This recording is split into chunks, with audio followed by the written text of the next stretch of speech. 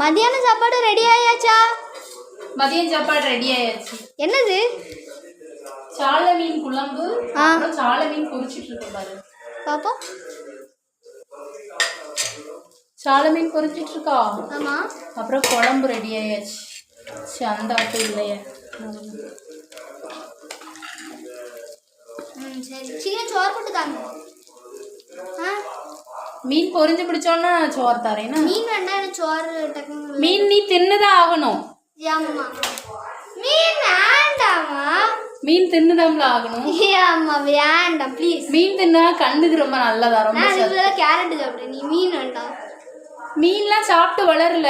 கேரட்லயே கண்ணு நல்லா தெரியும்ல, அதனால என்ன மீன் வேண்டாம், கேரட் வேண்டாம். மீன்ல தான் ஒமேகா 3ங்க சத்து இருக்கான். அது எதுல அது பாதாம்ல இருக்கான் சாப்பிடுறேன். மீன் திங்க மாட்டேன் அப்படிதானே? வேண்டாம். இன்னைக்கு மீன் சாப்பிட்டு தான் ஆகணும். ஆமா ப்ளீஸ்.